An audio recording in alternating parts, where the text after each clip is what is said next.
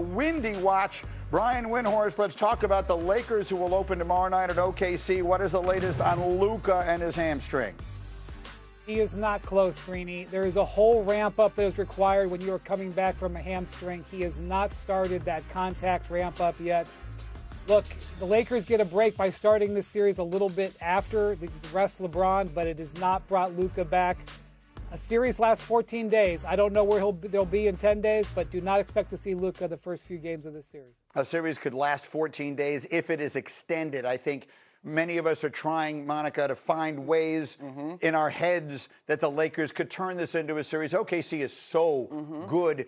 The Lakers, I think, it's been an accomplishment for them to get into this second round. Do you expect them to make this an extended series? I do not expect them to make this extended series. And I give J.J. Redick and company a ton of credit for how they game planned versus the Rockets. The Rockets weren't healthy. It potentially could have been a different story. The Thunder are healthy. What do you think, Vinny? I think we are stretching ourselves to make this a greater conversation than it needs to be. Well, look, I mean, before the Rockets, for what it's worth, before the series with the Rockets, they were trying to find a way the Lakers could make that a 6-game series, and lo and behold, they did and won it.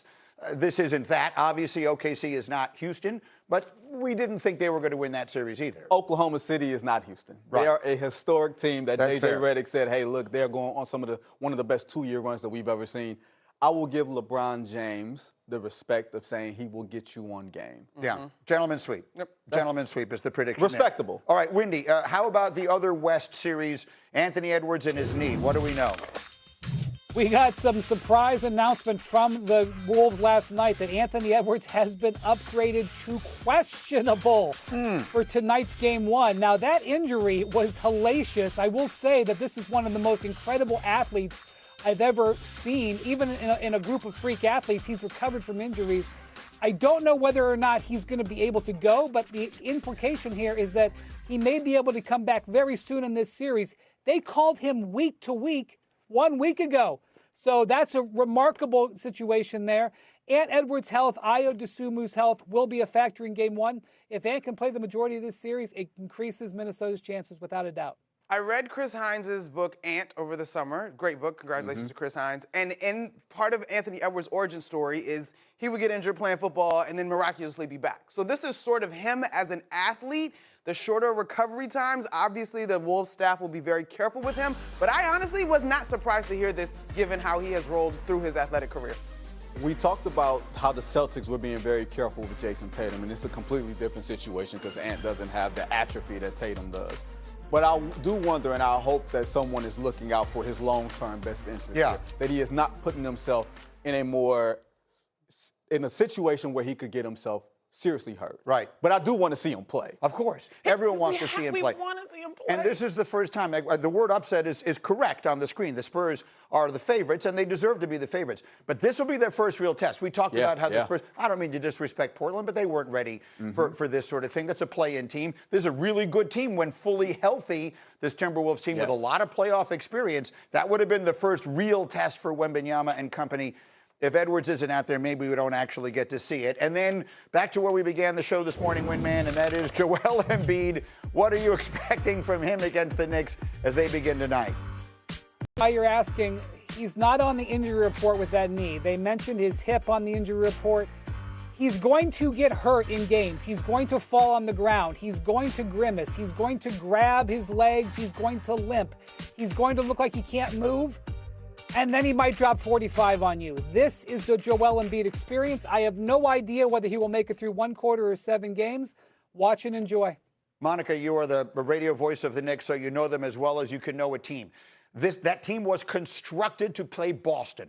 There's no question of that when they went out and they got Anunoby and Bridges, it was to try and beat those wings. This is a very different matchup. Styles make fights. How do these teams match up, in your opinion? I actually think it's a pretty even matchup when I look at it. And Greeny, the one area that I do think the Knicks have an advantage is their bench. And when you talk about that bench, that includes one Mitchell Robinson, who has the size, the mobility as a defender to make life a little bit more difficult on Joel Embiid. And he didn't get to finish that series 2 years ago. I'm not saying that it's going to be easy, but when I look at it, they at least have someone that they trust and that they have been mindful to preserve to be healthy for this time of year. What do you think, Vince? You said Styles make fights.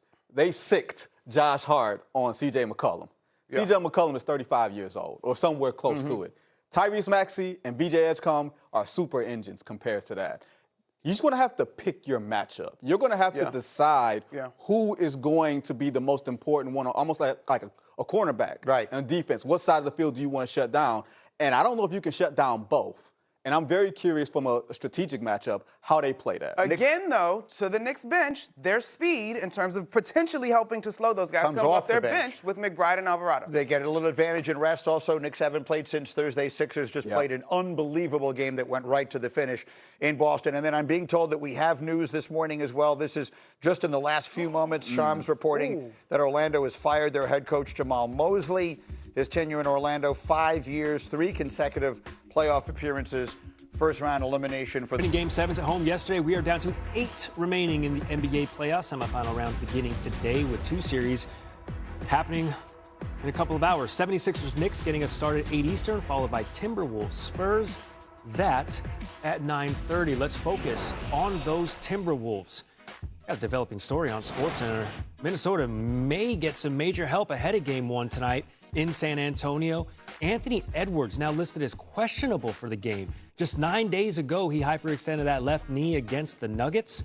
Edwards, who also suffered a bone bruise on the play, went through light on-court work this weekend, was cleared for basketball activities ahead of today's shoot-around, which would be absolutely huge for the Minnesota Timberwolves taking on the absolute unit that is the San Antonio Spurs. To dive deeper into it, basketball analyst Monica McNutt joining the program this morning. McNutt, good to see you. If Edwards is able to go earlier than expected, how confident are you in still taking the Spurs in this series? Ooh, good morning, Strikesy. Good to see you as well. Listen, Anthony Edwards obviously is the caliber of player that shifts the dynamic. I think it's important to note that the Wolves were a team that had wins over both the Spurs and OKC this summer. The grit that you saw those guys use in dismantling the Nuggets in 6 games is very, very real of that group. He is a dimension-changing player.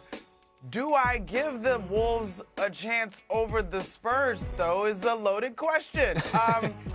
Yes, I do. I still think the Spurs are favored, though, because I'd like to see a fully healthy Wolves squad going into this matchup. But Anthony Edwards is definitely a guy that gives them a big-time punch in terms of his ability to get to the rim, unafraid, even though Big Wemby is down there. 55 points for Anthony Edwards last time the Timberwolves played the Spurs in a San Antonio win. All right, let's go back out east. 76ers, Knicks. Tyrese Maxey averaging 30 points per game against New York this season. How do the Knicks slow him down? Well, I think you look at the Knicks bench. There's a lot of guys that offer, or 2, I should say, that offer some speed at that defensive guard position when you look at Jose Alvarado and Deuce McBride. But as a team, I think ultimately you've got to present him with a solid line of defense up front, but then it's on the back end being prepared for him to get into the paint, and that means help rotations. The other thing, though, the Knicks, to me, have to make sure they're taking quality shots, so at least the ball is going to go through the net so that the Sixers have to inbound it. Long shots, long misses, poor shots, turnovers, all of that fuels into the speed of Tyrese Maxey. 76ers getting the Knicks after eliminating the 2-seed Celtics, led by Joel Embiid's 34 points in Boston in Game 7. Monica, take a